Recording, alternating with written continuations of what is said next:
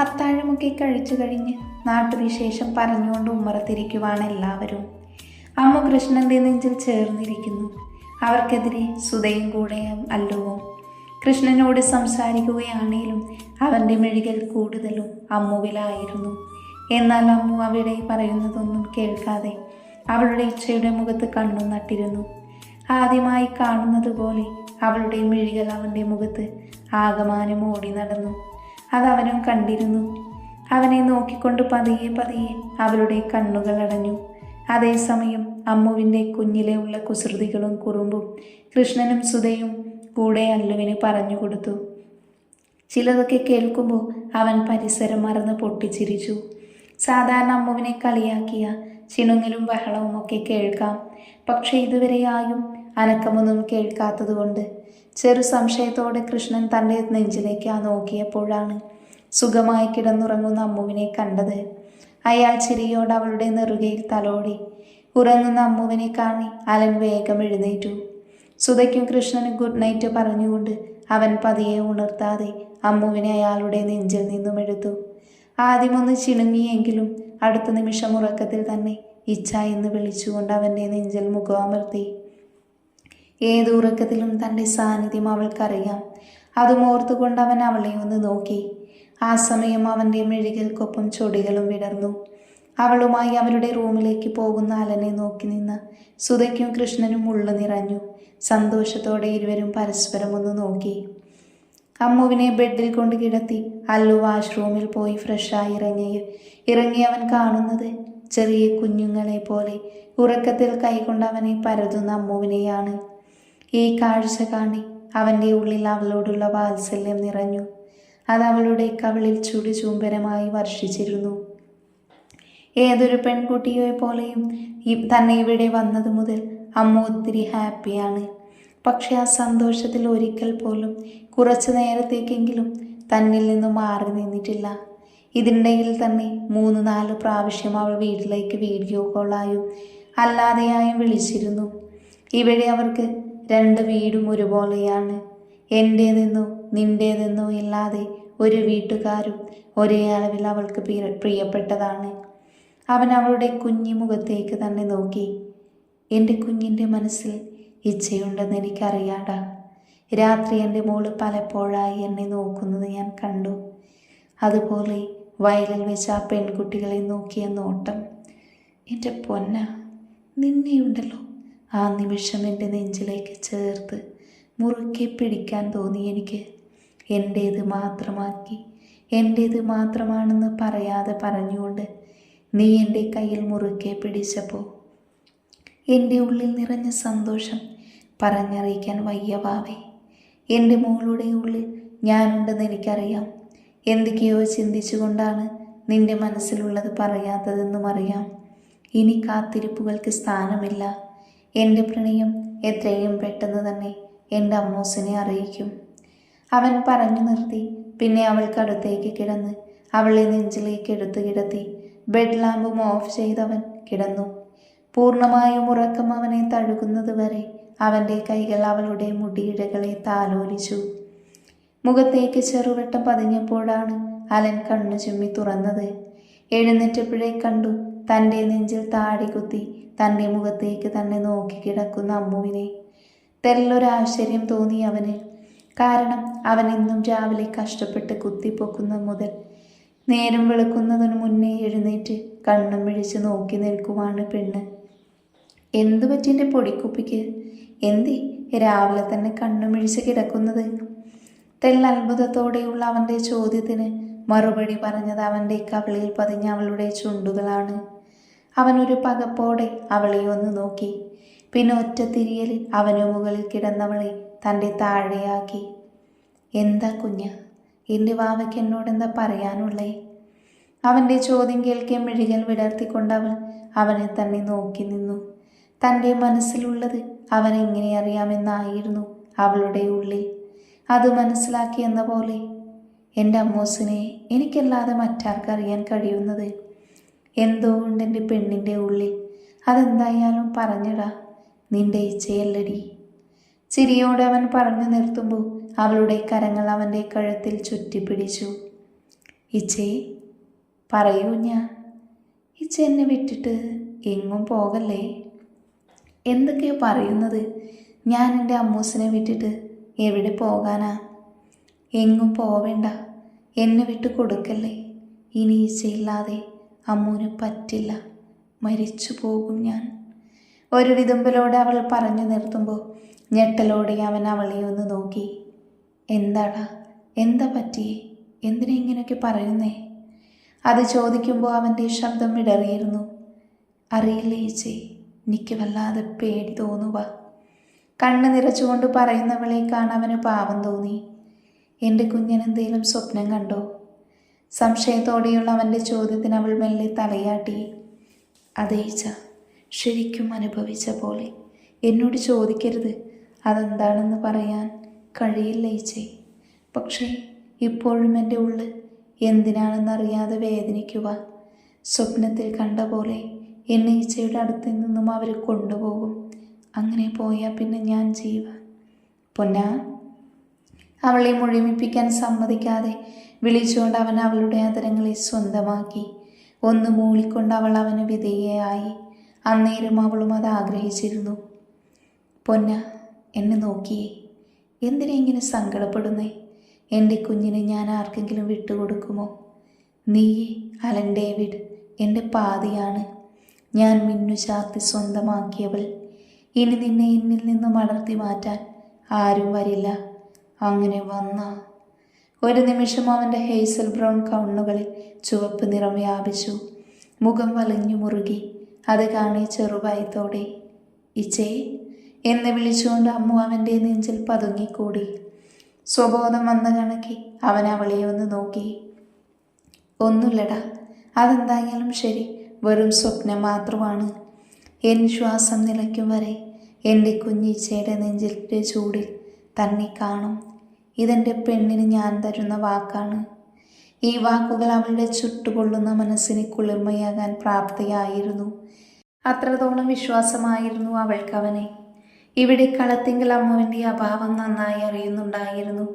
രാവിലെ കോളേജിൽ പോകുന്നതിന് മുന്നേ ഗാർഡനിൽ വെച്ചുള്ള അമ്മുവിൻ്റെ അലപ്പും ബഹളവും, ഫുഡ് കഴിക്കാതിരിക്കാൻ കാണിക്കുന്ന അടവുകളും, അവസാനം അലൻ തന്നെ അവളെ ഒരു കൊച്ചു കുഞ്ഞിനെ എന്ന പോലെ കഴിപ്പിക്കുന്നതും, അടുത്ത കോളേജിൽ പോകാനുള്ള മടിയും ചിണുങ്ങലും, ഇതിനിടയിൽ കണ്ണനുമായി തല്ലുകൂടലും, കുഞ്ഞെന്നെ കുഞ്ഞിക്കിളികളുമായിട്ടുള്ള കൊഞ്ചലും, കോളേജ് കഴിഞ്ഞ് ഫ്രണ്ട് ഗേറ്റിൽ നിന്ന് തന്നെ തുടങ്ങും അമ്മ പപ്പയെന്ന് അലറി വിളിച്ചുകൊണ്ട് ഓടി വരലും, അന്നത്തെ ദിവസം കോളേജിൽ നടന്ന എല്ലാ കാര്യങ്ങളും വൈകിട്ട് ലോണിൽ വെച്ച് പറയലും, അങ്ങനെ ഓരോ കാര്യങ്ങളിലും ആ വീട്ടിലുള്ളവർ അവളെ മിസ് ചെയ്തു. വീട്ടിലാളുണ്ടായിട്ട് പോലും നിശബ്ദമായിരുന്നു കളത്തിങ്കൽ. വളരെ ചുരുങ്ങിയ നിമിഷം കൊണ്ട് തന്നെ അവിടെയുള്ള ഓരോരുത്തർക്കും ഒരുപോലെ പ്രിയപ്പെട്ടവളായി മാറിയവൾ. പിന്നീടുള്ള 2 ദിവസങ്ങളും അമ്മുവും അലനും അമ്മുവിൻ്റെ വീട്ടിൽ തന്നെ ഉണ്ടായിരുന്നു. ആ ദിവസങ്ങളിലെല്ലാം അമ്മു അലൻ്റെ കുഞ്ഞായി അവനോട് കുറുമ്പ് കാട്ടിയും വീട്ടിലോരോ കുസൃതികൾ ഒപ്പിച്ചും സുധയെ വട്ട് പിടിപ്പിച്ചും കൃഷ്ണൻ്റെ വാത്സല്യം ആവോളം നുകർന്നും അവൾ ആസ്വദിച്ചു.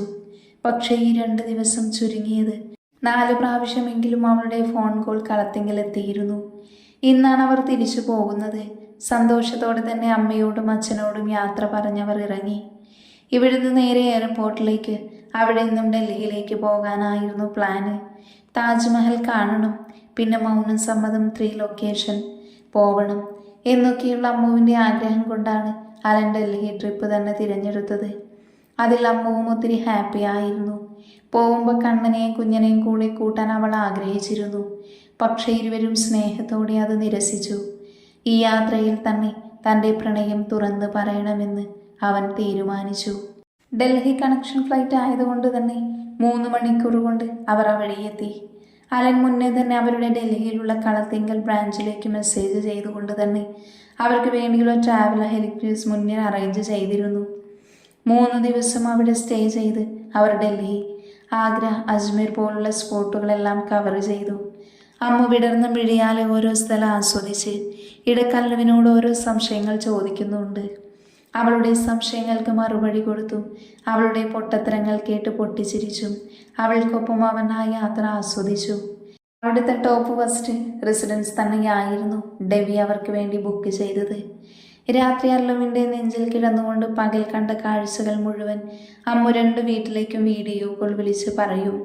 ആ സമയത്തെല്ലാം അവൻ അവളെ പൊതിഞ്ഞു പിടിച്ച് മുടിയിഴകളിൽ തഴുകിക്കിടക്കും. ഇടയ്ക്ക് അവളുമായി അടിയുണ്ടാക്കാൻ വേണ്ടി അവൾ പറയുന്നതെല്ലാം കള്ളമാണെന്നും പറഞ്ഞ് കണ്ണൻ അവളെ കളിയാക്കും. അപ്പോഴേ കൊച്ചു ഭദ്രകാളിയാകും. പിന്നെ അലൻ കുറെ കഷ്ടപ്പെടേണ്ടി വന്നു. ചിലപ്പോഴൊക്കെ വീഡിയോ കോളിനിടയ്ക്ക് തന്നെ അമ്മ ഉറങ്ങി പോകും. പിന്നെ കുറച്ചു നേരം അവരോടൊക്കെ അല്ലു സംസാരിച്ചിട്ടാണ് കോൾ അവസാനിപ്പിക്കുന്നത്. അന്നേരം അവൻ്റെ നെഞ്ചിൻ്റെ ചൂടിൽ അവൾ സുരക്ഷിതമായിരുന്നു. 3 ദിവസം അവർ ഡൽഹിയിലായിരുന്നു. അവിടുന്ന് മറ്റൊരു ട്രിപ്പിന് വേണ്ടി മുന്നേ തന്നെ അലൻ ഫ്ലൈറ്റ് ടിക്കറ്റ് എടുത്തിരുന്നു. പക്ഷേ അമ്മുവിന് അതിനെക്കുറിച്ച് അറിയില്ലായിരുന്നു. ഇച്ചേ പറയ്, നമ്മൾ എങ്ങോട്ടാ പോണേ? വീട്ടിലേക്ക് പോവാഞ്ഞത് എന്തേ ഇച്ചേ? രാവിലെ തന്നെ അലൻ്റെ പിറകെ കൊഞ്ചി കൊഞ്ചി നടക്കുവാണ്. രാവിലെ വീട്ടിലേക്ക് വീഡിയോ കോൾ വിളിച്ചപ്പോഴാണ് അമ്മു അറിഞ്ഞത് തന്നെ അവർ മറ്റെവിടെയോ പോകുന്നുണ്ടെന്ന് അലൻ പറഞ്ഞെന്ന്. എവിടെയാണെന്ന് ചോദിച്ചെങ്കിലും വീട്ടിലാരും പറഞ്ഞില്ല. അപ്പോഴേ അവരോട് പിണങ്ങി അവൾ ഫോൺ കട്ട് ചെയ്തു.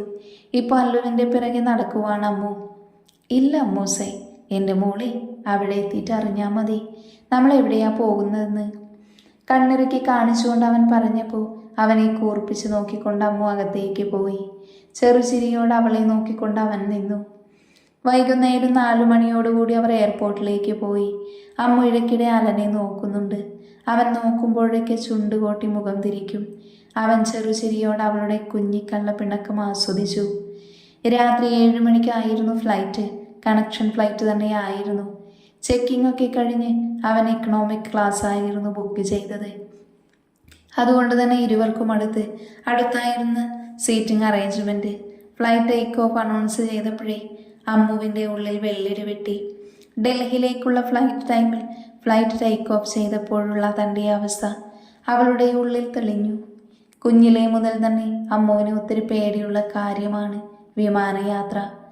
അതുകൊണ്ട് തന്നെ മാക്സിമം ഫ്ലൈറ്റ് യാത്ര കിട്ടുന്ന ചാൻസുകൾ അവൾ വിട്ടുകളയുകയാണ് ചെയ്യുന്നത്. ആദ്യമായി ഫ്ലൈറ്റിൽ കയറുന്നത് ഇച്ഛയോടൊപ്പം ഡൽഹിയിലേക്ക് വന്നപ്പോഴാണ്. ഫ്ലൈറ്റ് എടുത്തതേ ഉള്ളിൽ നിന്നൊരാന്തൽ പോലെയാണ്. ഒരുമാതിരി നെഞ്ചൊക്കെ കത്തുന്ന ഫീല്. എന്നാൽ പെട്ടെന്നാണ് ഇച്ഛ എന്നെ ചുറ്റിപ്പിടിച്ചത്. തെല്ലുന്ന അമ്പരന്നെങ്കിലും ആ നെഞ്ചിൻ ചൂടിൻ ചേർന്നപ്പോഴേക്കും അതുവരെ തോന്നിയ ഭയമെല്ലാം എങ്ങോ പോയ പോലെ.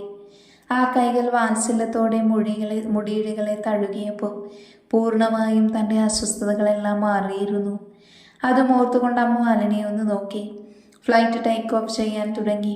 ചെറുഭയം അവളുടെ ഉള്ളിൽ തെളിഞ്ഞു. അമ്മു അല്ലുവിനെ നോക്കി. അവൻ പുറത്തേക്ക് മിഴികൾ നട്ടിരിക്കുവാണ്. അവൾ അവനെ കൂർപ്പിച്ചൊന്ന് നോക്കി.